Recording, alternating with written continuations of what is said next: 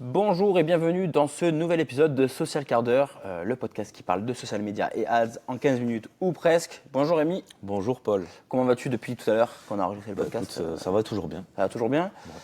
Aujourd'hui, sujet dont tu voulais nous parler, sujet qui te tient à cœur puisque c'est un petit peu ton expertise, c'est ton cheval de bataille, C'est mon fils, ma bataille. c'est ce que Ouais. c'est la raison pour laquelle tu te lèves tous les matins. Exactement. C'est la communauté. Mais ouais, Et, community. Voilà, comme la on dirait aux States. community. Donc la communauté, et on ne parle pas d'une secte, on parle évidemment des communautés social médias, celles que tu as l'habitude d'animer, de construire, de développer, de faire vivre. Je pourrais continuer avec des superlatifs, mais aujourd'hui, on va parler de conseils, de bonnes pratiques pour construire une communauté sur Instagram, Instagram que vous connaissez probablement. le réseau social phare pour grand nombre d'entre vous et pour nous également. Et oui, pourquoi Instagram d'ailleurs? Pourquoi Instagram? Parce que déjà c'est la plateforme avec laquelle on peut avoir différents points de contact avec ses futurs abonnés. Et oui, tout Que à ce fait. soit les stories, Oui, les j'aime. messages privés, le feed Explorer, les posts, enfin, tout quoi. Et la pub. Et la pub, mais bon, ça déjà comme tu commences à spoiler, mais avec les reels également qui vous permettent de vous faire découvrir Exactement. auprès d'autres personnes, etc. On dit bien Reel, les reels hein. et pas les réels. On va continuer à vous Effectivement. dire, mais on vous voit les gens qui disent réel. Est-ce que vous voyez un accent? Non. Pourquoi vous continuez à dire réel? Réel. Donc on continue le combat continue. Voilà. Très bien, mais écoute, on va commencer avec la première bonne pratique, le premier conseil pour construire une communauté sur Instagram. Alors on dit en 2024, mais je pense que c'est intemporel. Oui, c'est intemporel, hein, on est Si vous êtes d'accord. en c'est que- 2025 par exemple, Exactement, même si vous nous écoutez, vous êtes un extraterrestre et que vous êtes en 2038, pareil, ça sera toujours le cas. Donc le premier, déjà, la petite base, c'est ne pas confondre audience et... communauté. Exactement. Je suis trop fort. Je savais pas, c'est du direct. Exactement. Alors explique-moi, quelle est la différence entre Quelle est la audience et communauté? différence? Parce qu'une audience, pour moi, c'est des gens qui t'écoutent, c'est ça? Oui, tout à fait. En tout cas, c'est des gens qui sont exposés à ton contenu, en tout cas qui découvrent ton Ouais. contenu. Notamment, on fait bien la différence quand on parle de publicité, on parle d'audience, puisque c'est une audience qui nous découvre, qui nous connaît Exactement. peut-être pas, à part si on fait du reciblage publicitaire, mais ça, on rentrera pas dans le vif dans le du détail. Mais alors que la communauté, c'est vraiment des abonnés, des gens qui sont abonnés à votre compte et qui s'engagent avec votre compte, qui interagissent, qui répondent aux messages privés, à vos stories, etc. En fait, c'est des gens qui choisissent de te suivre et qui choisissent de regarder et de consommer ton contenu. C'est ça, et qui ont déjà un lien avec vous, que ce soit juste de regarder tous vos contenus, d'interagir, etc.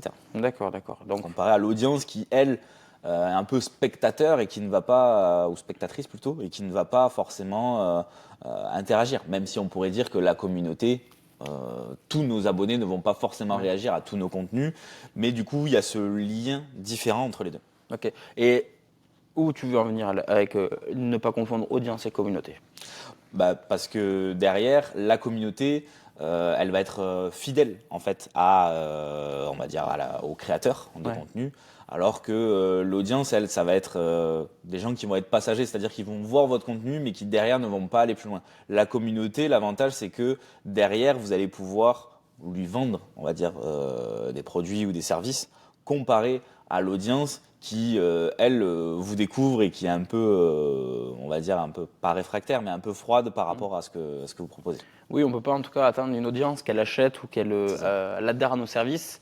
Tandis qu'une communauté, déjà, dès le début, on est franc et qu'on dit, bon, une entreprise, on propose tel service, s'ils nous suivent, on peut imaginer que tôt ou tard, ils peuvent envisager, en tout cas envisager, de passer par nous pour acheter ou pour travailler ensemble, par exemple. C'est ça, là, on parle vraiment du côté business, puisque c'est le but de nos activités. Mais ça peut être des gens qui sont abonnés parce qu'ils apprécient le contenu ou le format et qui vont vous suivre et qui vont continuer à interagir. Ouais. Sans forcément acheter chez vous, mais qui peuvent être prescripteurs Ouais, de exactement. vos produits et services en disant bah, tiens, moi j'en ai pas forcément besoin. Si on prend notre exemple, j'ai pas forcément besoin de publicité, mais par contre je connais un ami à moi qui aurait besoin Ouais, tout à fait. de leur service et je vais leur recommander, etc. Oui, parce que nous, ça nous est déjà arrivé d'avoir des gens qui viennent nous voir et juste, bah, c'est quelqu'un qui m'a recommandé parce qu'elle vous suit sur Instagram et voilà, moi j'ai besoin de publicité. Donc oui, ne jamais, en tout cas, sous-estimer le pouvoir d'une communauté. Et après, j'ai une deuxième question vis-à-vis de ce mot communauté. Est-ce qu'on a besoin d'avoir une grande communauté? Alors non, puisque si vous avez ne serait-ce que 10 personnes qui vous suivent constamment et qui vont soit vous recommander, soit acheter vos produits ou services, ça peut suffire. Après, ça va dépendre de ce que vous proposez, de votre offre, etc. Mais en tout cas, une petite communauté, tant qu'elle est engagée, justement, c'est ce qui définit aussi la communauté, va pouvoir vous permettre de développer du business. Mais 10, ouais, après, plus on en a et plus on a de chances. Bien sûr, mais bien sûr. dans un nombre, on va dire, même si vous avez, ne serait-ce que vous prenez 3000 abonnés, si vous avez 3000 abonnés, dans ces 3000, vous avez en général 10 à 20 personnes qui vous suivent tout ce que vous faites, vont vous recommander et qui vont potentiellement vous apporter des clients. Ouais, Bon, donc on c'est le jamais voit. perdu, quoi. Exactement. Ouais, d'accord, d'accord. Bon. Du coup, quel est le deuxième conseil, la deuxième bonne pratique? Ben, le deuxième pratique, c'est le socle, on va dire, de votre communication, c'est de définir bien votre cible. Donc n'hésitez pas à d'abord vous nicher pour pouvoir, soit avec votre expertise, soit avec, on va dire, la cible que vous voulez viser. Donc, Si au début vous voulez parler à tout le monde, ça va être compliqué de pouvoir... Donc, si je comprends bien, tu conseilles d'avoir une bonne cible en tête, de se nicher, pourquoi pas se nicher en tout cas, sur Instagram pour construire cette fameuse communauté. Exactement. Pour une cible, donc c'est des problématiques que ces personnes rencontrent. Et donc, quand tu viens créer du contenu, tu viens parler de ces problématiques, tu viens donner des conseils, de la valeur pour justement essayer de fédérer cette fameuse communauté. Exactement, ouais. Le but, c'est qu'on comprenne bien ce que vous faites. Par exemple, nous, dans le cas de la publicité, ça nous permet déjà de nous nicher puisque c'est quand même une expertise qui est assez spécifique. Donc, on sait qu'on va parler à des gens qui sont déjà dans le fait de vouloir communiquer et potentiellement passer à la vitesse supérieure. Ça va pas parler à des gens qui déjà commencent à maîtriser un peu leur communication sur Instagram. Ils n'en sont pas encore à ce niveau-là. Donc déjà, l'expertise peut permettre déjà de se nicher automatiquement et avec cette expertise-là de savoir qui on peut cibler. Ok. Ou alors, si vous êtes sur un marché qui, on va dire, un peu plus généraliste, par exemple, vous êtes un commerce local, même là déjà, vous pouvez vous nicher, c'est-à-dire que vous allez essayer de trouver soit des partenaires au niveau local, soit des gens qui sont des habitants aux alentours et vous allez réfléchir à comment vous allez pouvoir communiquer avec eux. Est-ce que c'est plutôt vous allez parler aux parents? Est-ce que c'est plutôt des personnes qui sont beaucoup plus âgées? Est-ce que, enfin voilà, vous avez plein de possibilités là. Mais vraiment, l'objectif c'est de définir à qui vous adressez, puisque derrière, on va essayer de chercher de l'engagement. Ok, ok, ça me paraît tout à fait logique. Ça, c'est vraiment la base, on va dire, de la communication. Ouais. Et ça ne changera pas, en fait, que ce soit sur Instagram, que ce soit en 2025 ou pour les autres années. Ouais, tout à fait. Mais c'est très important de faire ce travail-là, ne serait-ce que dans les mots que vous allez choisir dans les publications, les contenus que vous allez créer, etc. Les thématiques et tout, tout. Ouais, ok. C'est ça. Et on en vient au troisième point, donc la troisième bonne pratique, ça va être de travailler votre image de marque. Maintenant, c'est de plus en plus important, que ce soit de mettre en avant tout ce qui va être vos valeurs, votre spécificité, etc., à travers vos contenus. Que ce soit un élément identifiable, soit une personne qui va parler constamment face caméra. Par exemple, on prend celui qui est identifié comme community manager du Leclerc Pont-l'Abbé, qui fait des magnifiques transitions de vidéos virales avec la mise en avant des produits, donc des réductions du Leclerc. On voit toujours la même personne, il est identifiable, il a une cinquantaine d'années, des lunettes, une voix un peu aiguë, et il va dire toujours la même chose. À chaque fois, les mercredis, c'est réduction et donc il va présenter une nouvelle réduction. Donc par exemple, ça c'est quelque chose d'identifiable parce que quand on va le voir passer sur notre feed ou même si on est abonné, voilà, on sait que c'est ce Leclerc-là en particulier. C'est sa signature un peu. Exactement. Ouais. Donc, Au Leclerc, tous les mercredis, au Leclerc de Pointe-à-Baie, bénéficiez de 34% de réduction. On connaît, c'est le Leclerc le plus exactement. connu de France. Donc sans aller dans ce style-là, c'est un exemple identifiable de soit vous allez toujours avoir une même gimmick, soit vous allez avoir toujours la même personne qui va parler face caméra. Là, si on prend le même exemple, c'est toujours quasiment toujours la même personne. Donc derrière, ce qui va être intéressant pour créer une communauté, c'est que il va falloir vous montrer, quoi. Idéalement, ou utiliser une voix off, comme on le disait dans un épisode sur la vidéo pour LinkedIn, c'est si vous n'êtes pas enclin à vous montrer, derrière, trouver des moyens détournés de le faire. Ok, ouais. Il y a toujours des moyens de trouver des solutions. En tout cas, l'image de marque n'est pas à négliger. Exactement, ouais. C'est ce qui va vous permettre que on va vous choisir vous comparé aux autres. Oui, Parce c'est que ça. vous pouvez être nombreux à proposer la même chose, mais derrière, on va vous identifier par rapport à votre spécificité, votre sympathie, votre qualité d'analyse sur un sujet. Voilà, il y a plein de possibilités de vous différencier là-dessus. Ouais, je suis d'accord que l'image de marque, c'est très important. Donc, il faut se mettre dedans et n'hésitez pas, le personal branding aussi, hein, ça y joue. De toute manière, ça rentre dans le jeu. Voilà, donc Ça. réfléchissez à qu'est-ce que vous avez à raconter, comment vous pouvez parler de votre entreprise. Je reprends l'exemple d'un commerce local. Si ça fait 25 ans que le commerce existe, parlez de son histoire, de comment vous avez démarré, est-ce que vous avez des clients fidèles. Voilà, il y a plein de choses autres que ne parler que de votre produit ou de votre service qui derrière en fait fait qu'on va vous choisir. La quatrième bonne pratique, à ton avis, qu'est-ce que ça serait? Alors, la quatrième bonne pratique, c'est la régularité. Alors oui, effectivement, ça en fait partie, mais Moi, c'est pas ça.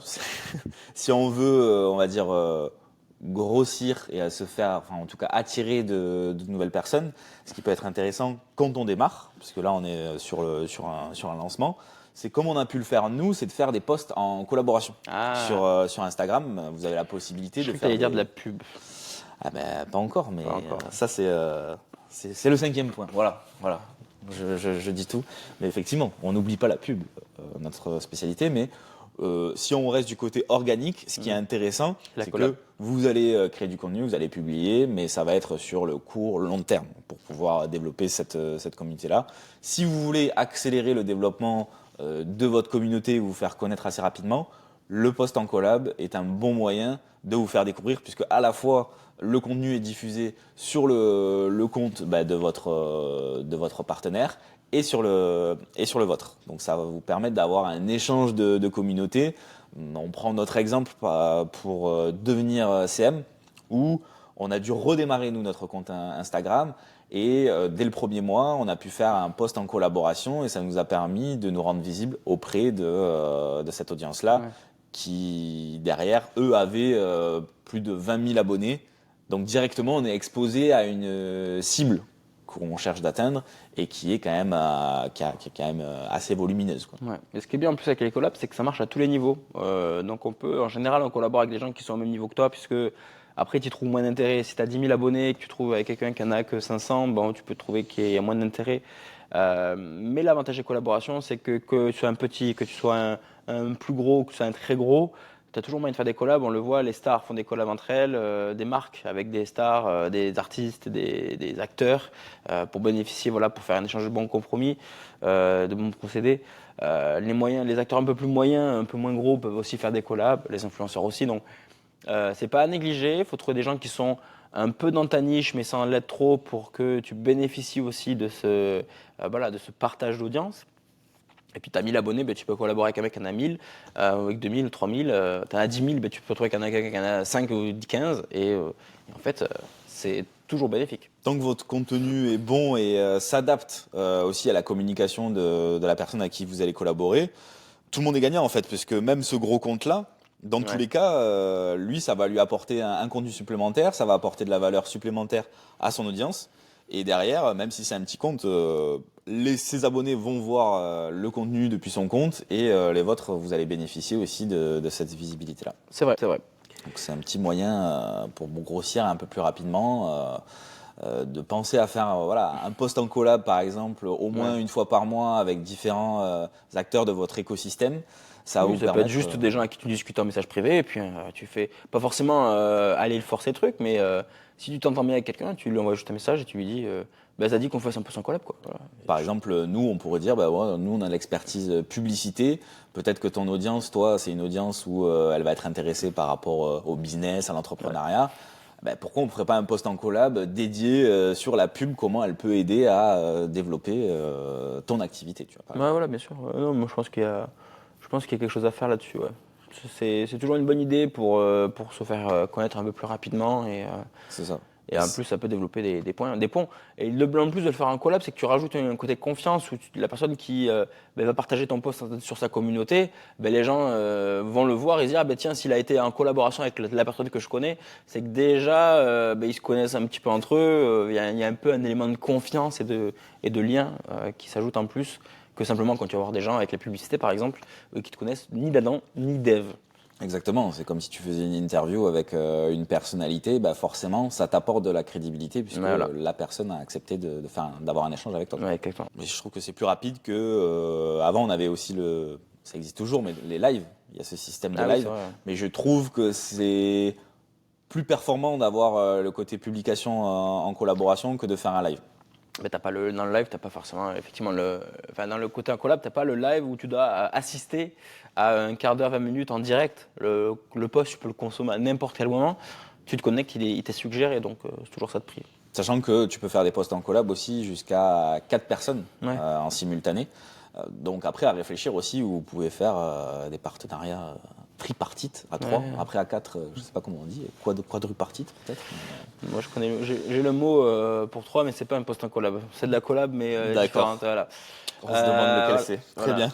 Eh ben, écoute, Dernier point, et le dernier point, oh là là, mais lequel c'est? c'est la publicité. C'est oui, la publicité. Alors, sans forcément dans un premier temps, même si on vous le recommande de mettre le nez dans l'outil dédié, le gestionnaire de publicité, déjà si vous pouvez commencer à sponsoriser certains posts pour vous faire découvrir auprès de plus de personnes. Puisqu'en général, on nous demande, mais la communication et la publicité, c'est un peu pareil, non comment ça fonctionne déjà, bah, la publicité, ça va être le côté payant des publications. Et derrière, vous allez pouvoir sponsoriser. Pourquoi? Quel est l'intérêt? C'est de vous faire découvrir auprès de nouvelles personnes.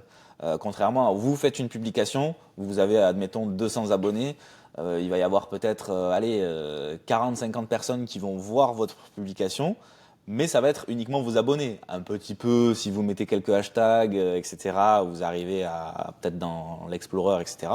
Mais sinon, la publicité, vous allez pouvoir cibler qui c'est que vous voulez toucher, et c'est ça la force de la publicité.